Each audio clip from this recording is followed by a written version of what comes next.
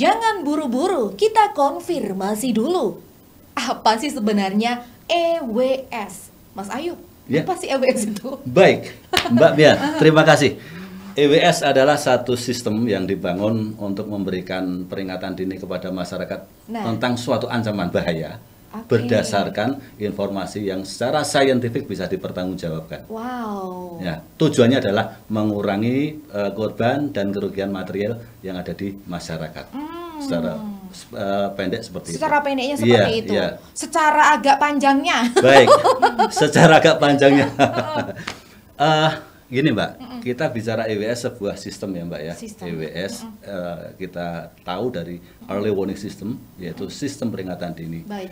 Bahwa di situ ada satu proses yang bekerja melibatkan peringatan, melibatkan person, melibatkan aspek legal dari hulu sampai hilir. Baik, kita satu ambil contoh, misalnya ancaman tsunami. Iya. Yang ini isunya kemarin satu cukup yang ada megatrust, pernah mendengar? Iya. Nah, tsunami harus dibangun peringatan dini dan itu bekerja dari hulu sampai hilir. Hulunya adalah monitoring yang mendeteksi kegempaan dan sebagainya itu dilakukan oleh BMKG. Baik.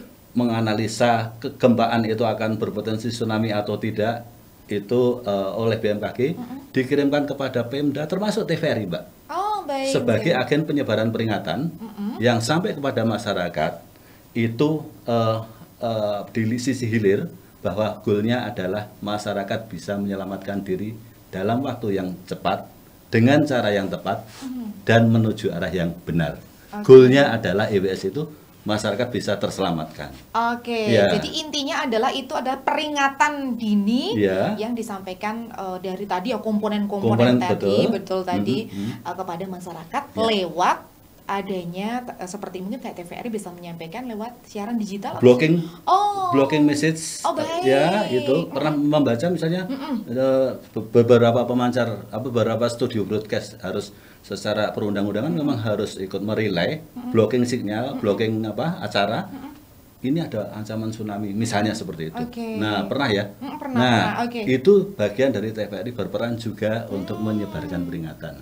Oke, jadi adalah tadi komponen dari Betul. hulu sampai hilir Hilir. tadi ternyata ya di situ banyak Iya. sekali termasuk ada dari BBBD ya Iya. itu juga termasuk salah satu komponennya Komponen, tadi ya. betul. Oke, Mas Ayu berarti kalau misalkan EWS ini adalah tadi salah satu sistem, Iya. berarti ini apakah EWS ini pemasangannya EWS ini di mana? Baik, kalau kita bicara hulu, itu pendeteksian. Baik. BMKG sudah membangun sekian banyak seismograf yang akan mendeteksi gempa, mengukur parameter gempa. Baik. Tsunami biasanya dipicu oleh kejadian gempa yang cukup besar di pesisir. Nanti mungkin kawan saya dari BBBD ini yang berkecimpung dalam hal itu akan lebih menjelaskan detail gempa yang seperti apa yang akan menimbulkan tsunami. Oh, baik. Ada parameter yang baik. bisa dipenuhi. Nah, itu dipasang kapan? Itu dari sekian waktu yang lalu memang BMKG sudah memasang untuk itu. Di samping untuk kebutuhan yang lain, monitoring gempa. Nah, kemudian ada yang namanya tsunami meter. Jadi setelah kejadian gempa, berpotensi tsunami, ada yang memastikan bahwa tsunami itu terjadi atau enggak. Oke. Nah, ketika itu berproses di suatu ruangan yang disebut Decision Support System di kantor BMKG sana, Pusat Peringatan Dini, maka itu akan dikeluarkanlah kepada agen-agen informasi, TVRI, media massa dan sebagainya, dan sampai ujung-ujungnya sampai ke BBBD. Oke. Nah, Mas Aka ini yang pelaku di sana, BBBD akan meneruskan kepada masyarakat, sehingga masyarakat bisa segera evakuasi kalau memang dibutuhkan. Nah, seperti itu kurang lebih. Jadi kalau ditanya pasang kapan, ini sudah dari beberapa tahun yang lalu dan sampai sekarang masih berproses. Masih berproses. Betul, ya. betul. Oke. Baik, tadi ada Mas Aka juga ini Ya. dari BPBD Bantul yang tadi adalah merupakan bagian hulu hilirnya tadi yang Ya. memang berkesinambungan Ya, betul. antara dari BMKG dan lain sebagainya. Mas, kalau misalkan nih dari BPBD Bantul itu peringatan-peringatan atau mungkin kayak Bantul itu kan ada wilayah posisi yang memang ada pantai ya. Ya. Itu seperti apa sih?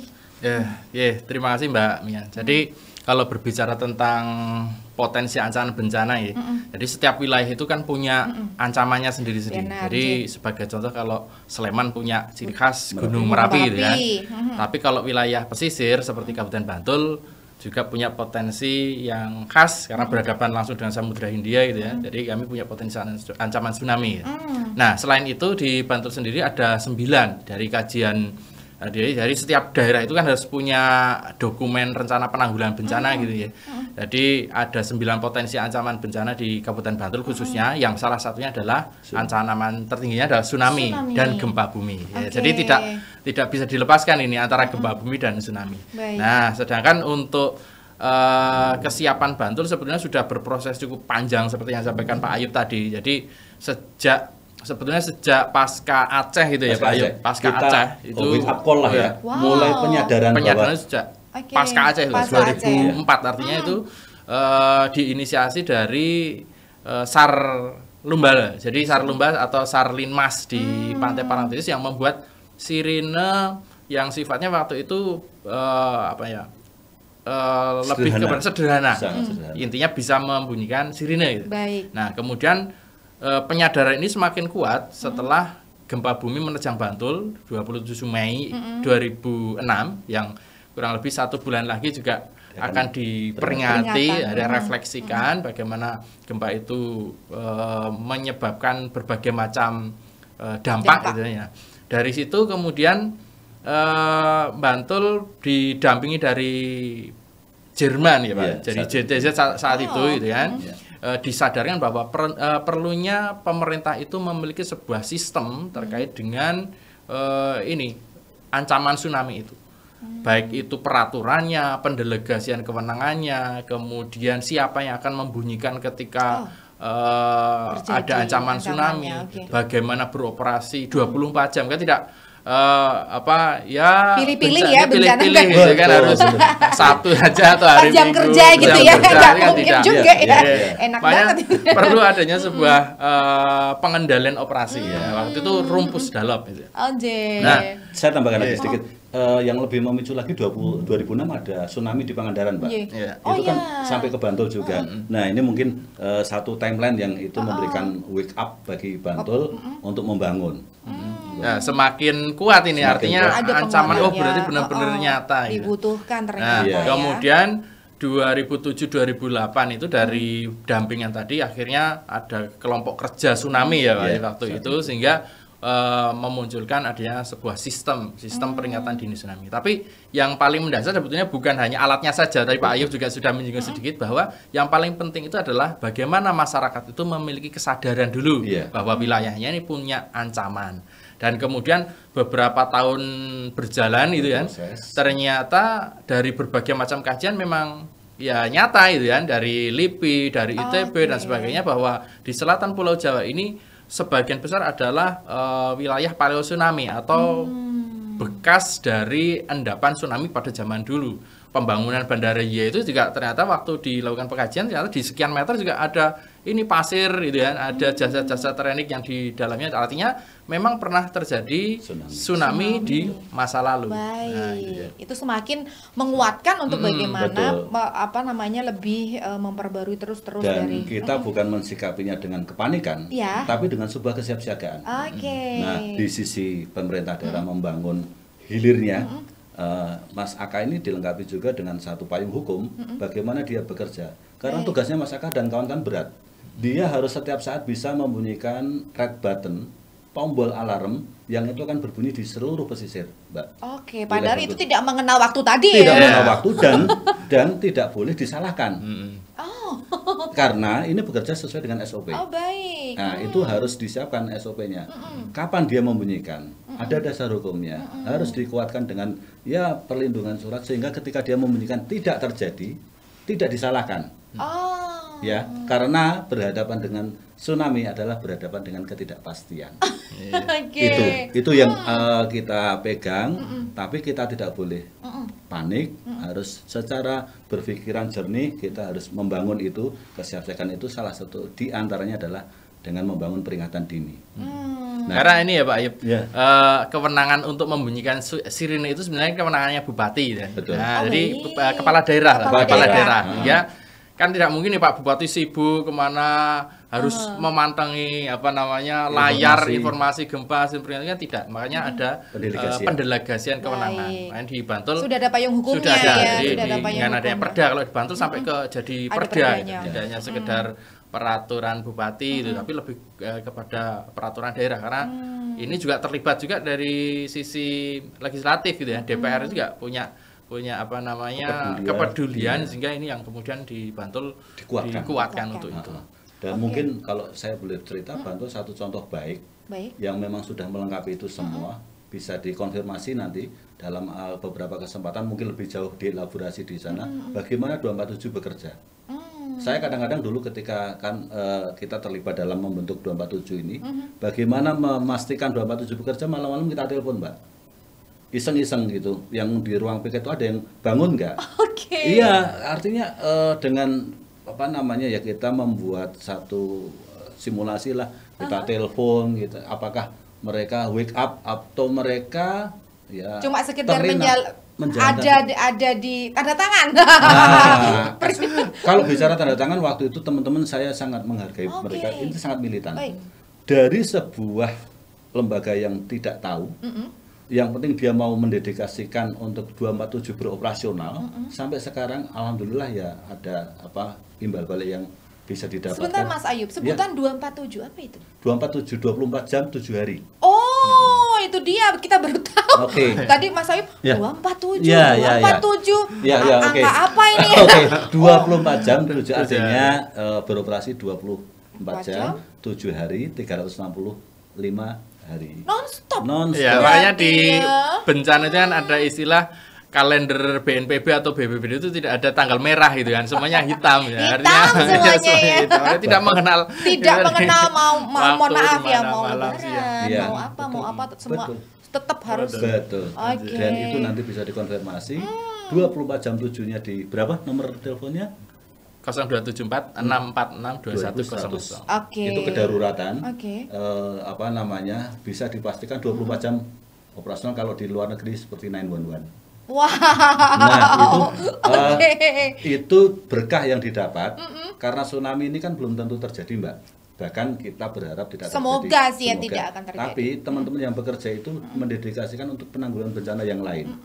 Kebakaran dan iya. sebagainya. Sehingga kalau di tempat lain ada comment center, kalau di sini ada puslap yang berdaya untuk menghandle dari masyarakat. Oke. Iya, gitu. Nah kan kalau misalkan tadi sebenarnya dikatakan Mas Ayub bahwa bencana itu kan bukan hanya mohon maaf ya tsunami, Betul. gempa bumi, tapi Betul. kan banjir, Betul. kebakaran, Betul. kayak ada gunung Betul. Merapi itu. Betul. Apakah Itu- juga sama seperti itu? Secara prinsip sama ya Sama. Pak. Prinsip Karena sama, ada ya. monitoring gitu ya. Baik. Monitoring itu artinya lembaga-lembaga pemerintah yang ditugas untuk monitoring. Jadi ada BPBTKG, Memantau. ada BMKG, ada PVMBG, BIG, ya, Oke. PVMBG. Ya. Ya. Jadi lembaga-lembaga yang tugasnya untuk monitoring itu. Kemudian dari lembaga-lembaga ini kan ada apa namanya keluhan parameter yang kemudian harus disampaikan kepada pemerintah daerah. Pak, ini ada ancaman ini, silahkan warganya dievakuasi. Nah, ini keputusan kan ada di daerah, pemerintah daerah. Nah, Iya, ini iya, yang iya. mengikuti kemudian nanti dari BPBD karena organisasi perangkat daerah yang membidangi urusan bencana itu di BPBD. Nah, BPBD tidak bisa bekerja sendiri juga ini. Ya. Karena harus dipahami oleh semua sektor, semua lembaga di lingkup daerah sampai kepada masyarakat itu sendiri. Betul. Jadi jangan sampai nanti kami pasang EWS di mana-mana ada sirine. Wah, ini sirine apa ini apa? kan? Betul. Sirine ambulan atau sirine es krim gitu kan. Nah, ini kan harus dipahami. Baik. Makanya ada standarisasi sirine. Nah, ini nanti Pak Ayu loh yang cerita itu nanti standarisasi juga. sirine dan juga untuk ini sirine apa tadi juga kekuatan sosialisasi. Oke. Bahwa penanggulangan bencana tidak hanya pada saat tanggap darurat. Sosialisasi dimainkan. Hei teman-teman di warga, ini loh kita bangun ada sirine, kalau sirine ini berbunyi Anda melakukan evakuasi ke begini. Itu tentang tsunami. Nah, tentang bunyi sirine tadi menarik, Mbak, bahwa sirine peringatan dini tsunami dibuat khusus. Bunyinya apa yang disebut dengan steady ya, itu nanti mungkin bisa kita perdengarkan di lain kesempatan kalau memang mau disampaikan itu supaya orang ketika mendengar itu di pesisir itu ancaman tsunami. Dan makna bunyi dari sirine tsunami hanya satu, evakuasi. Tiada bunyi sirine dimaknai yang lain. Oke. Begitu, siren is evacuation.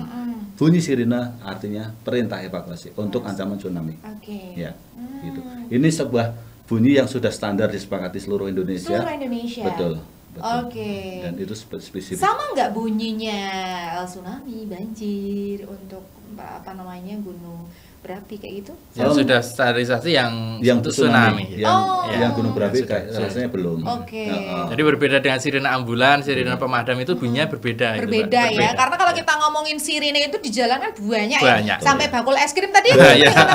berbunyi Anak-anak kan sirine ya. pasti sudah familiar. Oh ini es krim, oh ini jualan susu ya. Ini kan Ya, anak-anak lebih benar. paham. Nah ini makanya kami harus membiasakan kepada masyarakat juga. Makanya ada uji coba rutin di tanggal 26 itu setiap Hari ini, bulan. jam Ya, seperti hari ini jam 10 itu pasti ada uji coba rutin untuk aktivasi sirine di Bantul khususnya kami sudah melakukan sejak 2008. Iya. Biasanya di mana?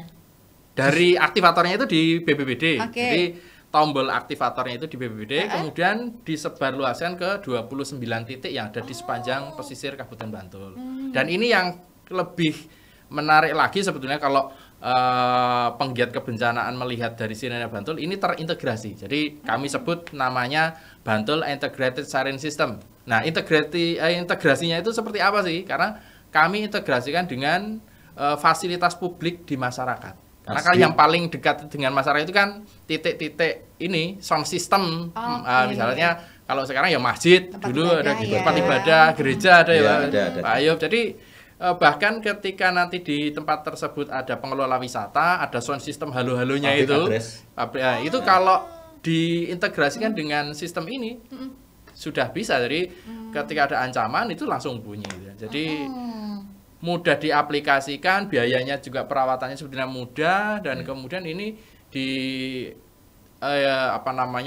rekayasa digunakan di berbagai daerah pun sebetulnya cukup mudah. Jadi dari 2008 sampai sekarang ini masih bisa kami gunakan, artinya cukup handal. Sampai hari ini ya, hari ini pun tadi jam 10 ya. Jam 10. Pas kita podcast kali ini kayaknya ini juga sedang dilaksanakan tadi ya. Uji coba. Berarti kayak jadi edukasi juga kepada masyarakat ya bahwa bunyi-bunyiannya itu memang sangat-sangat berbeda. Karena kan kalau misalkan pemadam kebakaran kan bunyinya beda lagi. Ambulan beda lagi, sirine polisi beda lagi. Beda banyak ternyata ya. Nah, oke. Mas Ayub, kalau panjenengan sebagai seorang praktisi EWS ini kan sebenarnya bukan hanya di daerah Bantul ya, tapi juga di mana-mana. Nah, sejauh ini seperti apa sih? Baik, mungkin saya sedikit flashback, Mbak. Saya incas atau terlibat di situ itu dari mana? Sebetulnya saya dari korban, Mbak. 2006 itu kami menjadi korban gempa dan saat itu kita mengalami kepanikan. Artinya jadi penyintas ya, Pak. Penyintas. Ya. Sekarang orang yang selamat ya artinya penyintas sekarang. Kita semua penyintas. Pernah dengar waktu 2006 ada isu tsunami? Ada, dengar dong. Dari situ poin kami bahwa kami bisa terhubung dengan radio komunikasi karena kami mainan radio. Itu kami bisa berkomunikasi dengan teman kami yang berada di pesisir bahwa tsunami adalah tidak ada. Kami bisa menenangkan.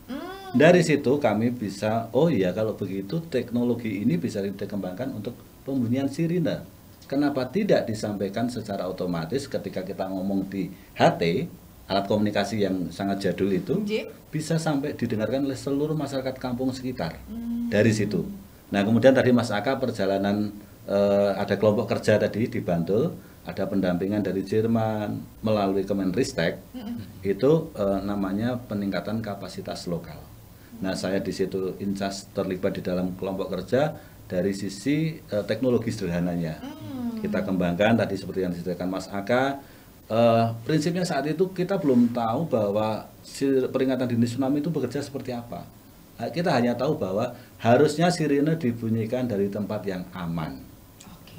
Dari jarak jauh kan tentunya, bukan di pesisir kan.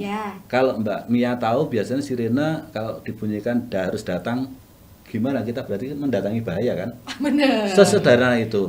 Maka kita kembangkan apa yang disebut dengan remote control jarak jauh dengan teknologi sederhana itu. Kita bunyikan dari kantor Bupati Bantul saat itu. belum ada pelaku. Oh, baik. 2006 belum ada BPBD. 2006 dimulai pembuatan itu, kita belum tahu siapa yang bertugas mindset ini. Hanya kawan yang mempunyai dedikasi dengan urusan keselamatan masyarakat. Gitu saat ya, itu kita akan siapkan untuk membunyikan apapun risikonya. Kita siapkan itu gitu. Tapi memang itu tidak bunyikan pada ini, cuman in case terburuk ya. Oke, seiring dengan perkembangan sudah teridentifikasi lembaganya yang terlibat, BPBD berdiri, kemudian ada dukungan-dukungan yang lebih bagus lagi. Nah, aktivasi sirine ditaruhlah di Pusdalop, ruang pusat pengendali. Gitu Mbak ceritanya. Oke, jadi ternyata Mas Ayub ini dari tadi ya penyintasnya ya, salah satu yang terlibat. Iya betul. Oke, saya lanjutkan sedikit. Oke. Kalau sekarang dalam program pendampingan itu ada yang namanya program exchange. Jadi kita kan waktu itu bersama dengan 3 kabupaten lain, sebut saja Cilacap, Kebumen, dan Bantul. Oh, baik. Kita sharing teknologi apa yang di Bantul yang dikembangkan di sana, baik. replikasi. Sehingga sekarang yang dipasang di Cilacap, yang dipasang di Kebumen, boleh kita sampaikan bahwa itu seperti inisiatif yang kita lakukan di Bantul. Oh, jadi tren ini ya, trendsetternya ya untuk Apa namanya? apa nggak tahu. namanya ya namanya? Ya, Ya, yang pokoknya menginisiasi ya. gitu aja lah. Ya. Bahwa teknologi itu kita buat terbuka, kita sharing. Ini loh, Anda mempunyai teknisi yang tidak terlalu harus menguasai cukup. Oh, baik. Itu bisa mengembangkan peralatan ini. Nah, perkembangan seiring dengan waktu ya, alhamdulillah sampai sekarang saya di-hire di BMKG, Mbak. Baik. Maka kemarin di Medan itu kami kerjasama dengan BMKG dan ini dipandang apa yang ada di Bantul ini adalah contoh baik. Sampai sekarang masih beroperasi. 2006 sampai sekarang itu sudah berapa tahun? Oke. Nah, itu menjadi contoh baik dan diterapkan, dilengkapi dengan teknologi yang lebih ini lagi ya dengan kekinian ya Pak. kekinian, Ya, kekinian lah. yang semuanya itu untuk memastikan bisa termonitoring kondisi sirine. Jadi kita tidak harus datang ke lokasi, saya bisa tahu kondisi sirine-sirine yang ada di sana. Sehingga semua kerusakan bisa dimitigasi. Sebelum dicoba nggak bunyi, kita udah tahu. Sehingga kita bisa mengirim orang, tolong dicek ini. Itu yang kita lakukan hingga saat ini. Wow, jadi memang berawal dari beliau ini seorang penyintas, kemudian akhirnya terjun bener-bener ya sekarang konsentrasi bagaimana tadi bersinergi dengan beberapa. Betul. Ada BMKG dari BPBD Bantul dan yang luar biasa nih dari Kabupaten Bantul sendiri menjadi banyak kabupaten-kabupaten lain ya yang juga belajar atau mungkin bahkan minta dipasangkan atau mereka biasanya mengadopsi. Oh, mengadopsi. Karena kita tidak keep ya teknologi. Oh, baik. Kita ini pernah satu saat waktu itu kita ditanya, karena ini kalau dibilang penemuan atau invention ada unsurnya itu, tapi kita ditanya sama Kemenristek saat itu waktu kita menyusun standarisasi, Mbak. Ini mau dibawa domain personal atau domain publik. Kalau domain personal arahnya adalah haki. Oh ya. Ke saya ya. Saya lebih memilih ini domain publik. Oh, baik. Standarisasi. Sehingga siapapun, kabupaten manapun mungkin yang mau mengadopsi dengan sangat terbuka kita sampaikan teknologinya seperti ini. Low tech, Mbak. Makan low tech? Wah. Low teknologi. Artinya tidak ada yang ditutup-tutupi teknologi. Berarti benar-benar share ya Mas Ayub, benar-benar share kepada Iya. siapapun yang ingin mengadopsi, silahkan. Betul. Ini ada seperti ini di Bantul, Iya. silahkan diadopsi Iya. untuk bersama-sama. Kalau memang butuh pendampingan untuk teknisnya, selama kita mampu, oke, nggak ada masalah. Seperti itu, dia sekarang sudah berjalan sampai kemana aja nih Mas? Purworejo, Kebumen, Pangandaran besok kami, Pangandaran. Sukabumi. Belum lama Sukabumi sekarang masih berproses. Tapanuli juga masih. Trenggalek, Trenggalek, oh ya, Pacitan sebentar lagi. Daerah rata-rata pinggir pantai. Harus semua pesisir semua karena ini bicara peringatan dini tsunami. Baik. Jadi dan nggak mungkin hanya satu daerah saja. Oh, tsunami-nya hanya Bantul aja nih, kan tidak. Nggak pilih-pilih ya Mas. Kami pilih yang sudah ada. Kan tidak. Kalau sisi saya sih Mbak, saya memang bermula dari hobi. Bermula dari hobi otak-atik ya, mungkin hobi kami memang dari dulu elektronika gitu. Sekarang kadang-kadang menjadi rekreasi. Mas Ayub itu kan mahal kalau misalkan di Haki nanti jenengan punya branding. Apa arti sebuah materi dibandingkan dengan jariah yang bisa kita berikan, insya Allah. Amin. Itu sisi saya. Amin, Kecuali amin, kalau amin. untuk urusan yang lain, kalau urusan kemanusiaan kita lebih baik share daripada sekedar mendapatkan materi yang saya pikir kita bisa mendapatkan dari tempat yang lain, Mbak. Masya Allah. Ya gitu. Niatan kami, jadi hobi, profesi, rekreasi. Woi, hobi, Profesi, rekreasi, Iya. ya. Jadi ini ya Terkonfirmasi di sini. sekarang jadi masuk konfirmasi di TVRI. Pas banget ya. Oke, jadi perjalanan Mas Ayub ini bagaimana awalnya ya dari suka main radio HT ya Yes. itu ya. Jadi bagaimana kalau misalkan ada bencana tuh biar waspada lah ya, paling enggak gitu. Kita nggak mau sebenarnya, tapi memang ternyata ini juga sudah banyak daerah yang mengadopsi dari EWS yang dikembangkan ini ya. Kemudian nih Mas Ayub, ada nggak sih kalau biasanya kan kalau kita ngomongin yang kayaknya yang lancar-lancar, kendala-kendalanya ada nggak sih untuk pemasangan atau untuk sistem ini? Error mungkin? Baik. Kalau secara teknis, insya Allah nggak ada masalah. Oh baik. Ya, artinya minor aja ya. Kita pasang terus ada kerusakan itu wajar. Kenapa pernah juga terjadi. Yang paling berat adalah goodwill dari Pemda, Mbak. Sama wilayah topografi kami rasa ya itu juga. Topografi itu sekarang wilayah. Topografi wilayah sekarang dengan kita ada ROIP itu sudah lumayan bisa teratasi. Satu teknologi yang tidak berbasis radio komunikasi yang terestrial, tapi dengan radio over IP. Seiring dengan internet kan semua harus berbasis internet ya. Internet sudah lebih reliable, kita sudah jarak topografi sudah nggak begitu masalah. Yang jadi masalah sekarang lebih kepada goodwill dari pemangku kepentingan di suatu kabupaten untuk bagaimana sungguh-sungguh mengeksekusi adanya peringatan dini tsunami ini, Mbak. Sehingga ya sungguh-sungguh itu dalam hal penyediaan tenaga, kemudian honor dan sebagainya, kemudian legislasinya, payung hukumnya, kemudian bagaimana mengetes rutin secara konsisten itu dilakukan, menyiapkan masyarakat untuk paham, bukan hanya sekedar membunyikan sirine tugas selesai, tapi memberikan pemahaman kepada masyarakat untuk tahu apa arti bunyi, tahu lari kemana, membangun jalur evakuasi. Nah, inilah semua komponen yang ada di dalam EWS. Kalau kita menggambar itu ada 4 kuadran, Mbak.